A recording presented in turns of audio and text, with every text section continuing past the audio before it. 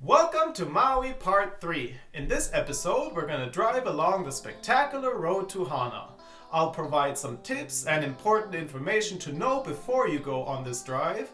And of course, we'll make several stops along the way with some stunning views and immerse ourselves in the beautiful nature that East Maui has to offer.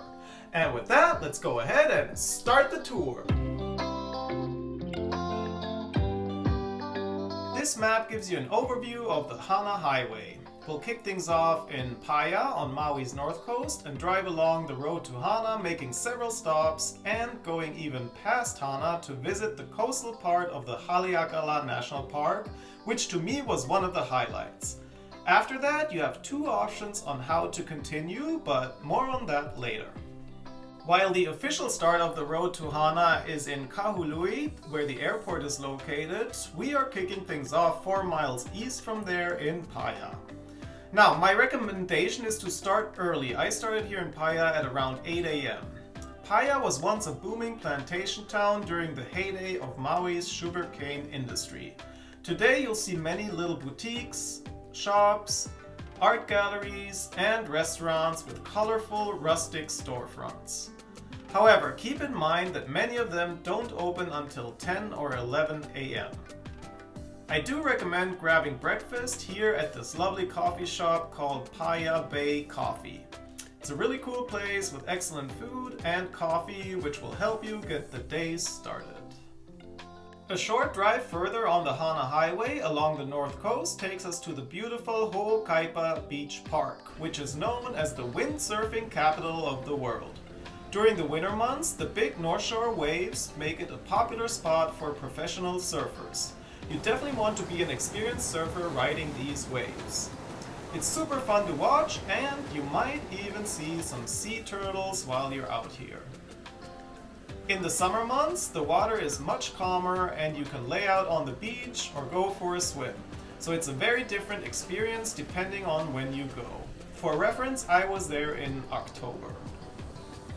Alright, moving on to our next stop. A 10-mile drive further along the Hana HWY takes us to Twin Falls, located at around mile marker 2.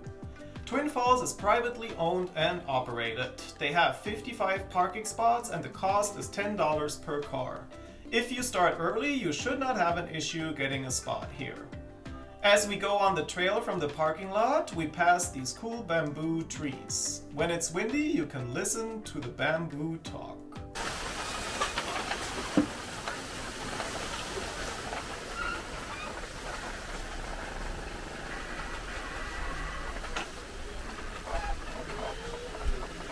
A very short hike, really just a few minutes, takes us to the lower falls, and you can take a refreshing swim or just enjoy the beauty of the waterfalls surrounded by this lush vegetation. Now, there's also an upper trail, which again is just a short hike from the lower falls. From here you can see everything from up top, and as you continue along the upper trail, you'll get to the upper falls. I went even a little further from here along the riverbed. They do warn about flash floods here, so always be cautious when proceeding. A 5 to 10 minute hike takes you to this little bridge, which creates a nice reflection in the water. It's a great spot to take out your camera for a nice shot. It goes even further than this, but I decided to turn around here and enjoy more of the vegetation along the path. It's worth noting that this area is a working farm called Wailua Farm, and they grow over 350 varieties of tropical plants. This plant here is the Alpinia purpurata, most commonly referred to as red ginger, which originated in Malaysia and has naturalized throughout the Hawaiian Islands, where it's known as awapui ula ula, and it's used to create ceremonial leis. This is the Heliconia psittacorum, also known as parrot's beak, parrot's flower, parrot's plantain, or false bird of paradise, as it does have some resemblance to the bird of paradise plant. It's native to the Caribbean and South America and often cultivated as a tropical ornament plant in regions outside its native range. This is a hibiscus flower, more specifically the Hibiscus rosa sinensis, and many people associate Hawaii with this flower, but actually the official state flower of Hawaii is the yellow hibiscus. The one you see here is the national flower of Malaysia. Alright, let's get back on the road. Note that in the parking lot area you can shop some of the crops they grow, such as banana, coconut, and passion fruit. Altogether, I would plan about 45 to 60 minutes for this stop. Now, as we continue our drive along this beautiful highway, let me give you some general tips that I think are helpful to know before you go on this journey. I recommend writing down some stops you want to make before you start your drive to Hana. Make sure to write down the mile markers for the places you want to visit. This is very helpful as you will likely lose reception in certain parts of your journey and your GPS might not work properly as a result. That being said, I did skip some places that I plan on visiting due to no parking available and places just being too crowded. Don't stress out over this, and I chose to just move on in those cases and head to the next stop. For me, it was all about enjoying the spectacular journey and not stressing out over places to see. Just the drive itself is amazing, as you can tell.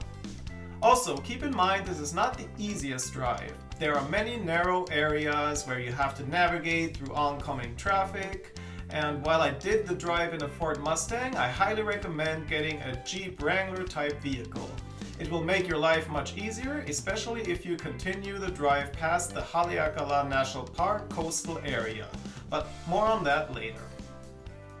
Here we are at the Keanae Arboretum, located just past mile marker 16, about a 45-minute or 14-mile drive from Twin Falls. This arboretum was developed in 1971.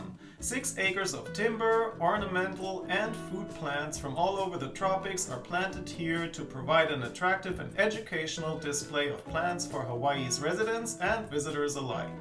As you walk along this path towards the main part of the arboretum, you'll see a lot of these plants, which are Chilocostus speciosus, also known as crepe ginger.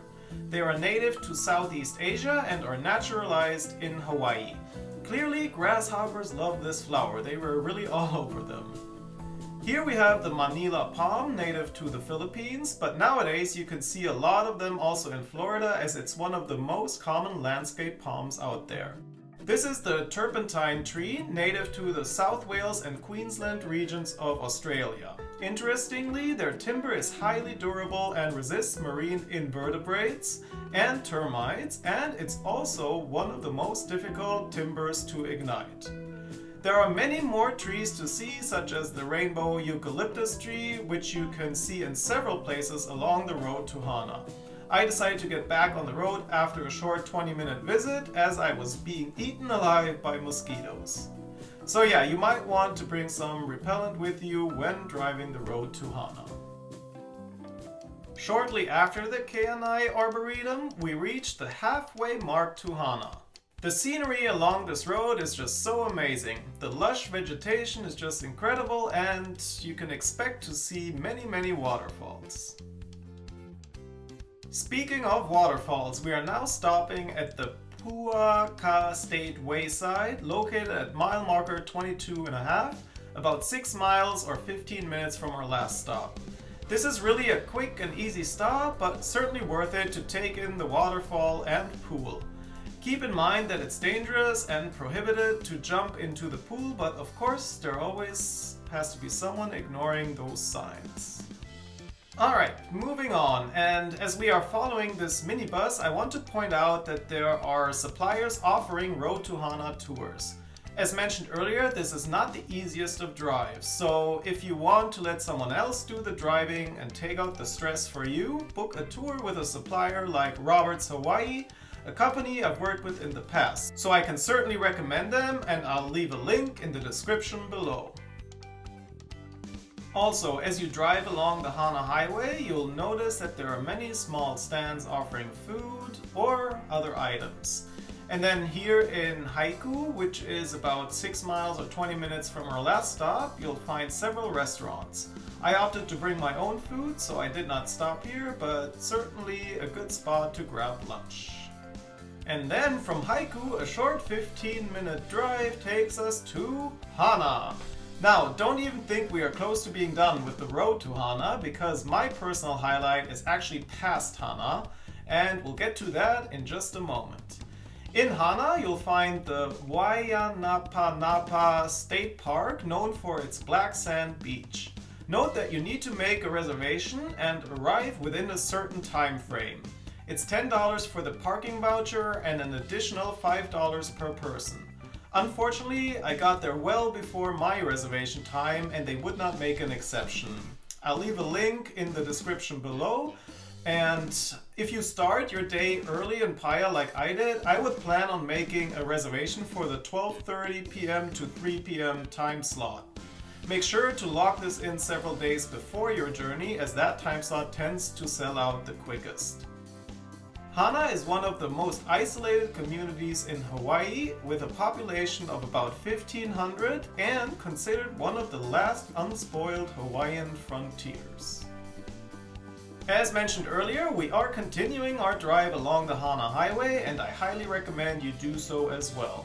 As we drive through this lush rainforest, we get to yet another waterfall, the Wailua Falls, located just past mile marker 45, about 7 miles or 20 minutes from Hana. This waterfall cascades down an impressive 80 feet and is easily one of Maui's most accessible and impressive waterfalls. You can see the waterfall from the road, but if you can get a parking spot, I recommend stopping and taking in the beautiful scenery. Alright, you might think you've seen it all and this cannot be topped. Well, I have more up my sleeve for you. Another 10-minute drive takes us to the outskirts or the coastal area of the Haleakala National Park in Kīpahulu. If you haven't already, check out my Upcountry Maui video next, where I go all the way up to the summit of the Haleakalā volcano. As with any other national park, there is an entrance fee. It's $30 per private vehicle, and that pass is valid for 3 days. So if you plan on going to the summit as well, keep this in mind and you won't have to pay another entrance fee. You also have the option to purchase the National Park Pass for $80, which grants you access to all national parks for 1 year. So if you plan on visiting several parks within a year, it's certainly worth it. There are 2 trails to hike here. We'll start with the Pipiwai Trail, a 4-mile round-trip hike that takes you to 2 waterfalls and a bamboo forest. Plan about 2 hours for this hike and make sure to wear hiking shoes or at least closed-toe shoes. It's mainly a fairly easy hike, but there are certainly some areas where it gets challenging. You'll encounter some of those rainbow eucalyptus trees I mentioned earlier, and after a short half-mile hike, you get to the Makahiku Overlook, which will give you a first glimpse of a waterfall on this trail, the Makahiku Falls. Not only is the waterfall exciting to see, but also overlooking this lush valley is just very impressive. As you hike further, you'll see this really cool banyan tree. It's really massive, and look at all those roots. This hike definitely does not get boring. Next up are these 2 smaller waterfalls and ponds beneath them. And then, as we get to the end of the bridge, the bamboo forest starts. You'll walk through the forest for quite some time, and that in itself is a really cool experience. I enjoyed walking through there a lot, but wait, there's more. After a 2-mile hike, getting closer to the end of the trail, you'll start seeing this amazing 400-foot waterfall, the Waimoku Falls. While there are a lot of highlights along the road to Hana, I think this topped it all for me. I was just standing there in awe watching the water cascade down this massive cliff. So yeah, I highly recommend you plan for this hike to the Waimoku Falls. You definitely won't regret it. Alright, let's head back along this beautiful trail and go on the next trail, the Kuloa Point Trail. This is a much shorter, just half-a-mile trail. I would plan about 25 to 30 minutes for this loop. The trail takes you past some archaeological sites that give you insights into the history of the Kīpahulu district, which includes 5 phases of land use. Starting in the year 1100, Hawaiians settled in this district. In 1848, 70 years after Western contact, major changes occurred when the Mahele, the division, privatized land ownership in Hawaii for the first time. 100 years after Western contact, the Kīpahulu sugar mill was in operation and a primary driver of the local economy. By 1930, sugar had declined, a brief pineapple venture had failed, and the Kīpahulu Cattle Company was thriving. In 1969, the Kīpahulu district was added to the Haleakala National Park. As the landscape was changed by over a century of plantation and ranch use, park staff, volunteers, and partners continually work to restore this native landscape by restoring the hala forest. Hala is a key species of the native Hawaiian coastal forest and has numerous traditional uses. For instance, the lauhala, which are the leaves, are used to weave canoe sails. Here you see the remains of a traditional pahale or house site, which was part of a larger kauhale, a complex that included garden terraces, animal pens, and walls. This kauhale dates back to the 1790s, and there is evidence that people had lived in this area as early as 1486 AD. Residents have always utilized the rich marine resources along the Kīpahulu coastline. The rugged coastline cliffs are home to opii, limpet, and PPP, nereid snails. Offshore, the lava shelf drops off to deep waters, which makes it a home to ono, mackerel, ahi, tuna, and ula, Hawaiian spiny lobster. Here you see the popular pools of Ohio, also known as the 7 sacred pools. It's a beautiful site with waterfalls, pools, and lava rocks leading into the ocean. The trail continues further along these impressive pools and waterfalls, and then after walking through a forest area, the trail ends with a family's story. The rock-walled enclosure stands on land that once belonged to the Po'onika family. Their story illustrates the changes that came with the 1848 Mahele, the divide, which privatized the land and changed Hawaii forever. In 1855, the Po'onika family purchased this land, which they had lived on for generations, and in 1901 they leased 2/3 of their land to the Kīpahulu Sugar Company. After the family moved away, their 2-story house was torn down and sugarcane fields stretched all the way to the ocean and eventually erased most of the homestead. Hawaii's sugar company owners initiated the 1893 overthrow of the Hawaiian Kingdom's government, which resulted in the controversial U.S. annexation of Hawaii in 1898. This is a Hana HWY, a house for meeting, eating, and exchanging. To this day, Hawaiians build houses using the knowledge passed down by their elders with traditional and modern materials. As you can tell, there are many beautiful sights to see, but also lots to learn in this area of the Haleakala National Park. After these hikes, you have 2 options. Either you return along the road to Hana back to Pā'ia, where we started in the morning, or you continue on the road to Hana on the backside of the Haleakalā volcano. Regardless what you choose, you'll want to make sure you don't end up driving in the dark, which is why we started our day early. I did not go back where we came from, but continued on the Hana HWY, and this is where the drive gets really rough, as there is a long stretch where it's an uneven gravel road. That's why I highly recommend a Jeep-like vehicle if you go this way. That will make your life much easier. It continues to be a beautiful drive with stunning views of the ocean and also the Haleakalā volcano.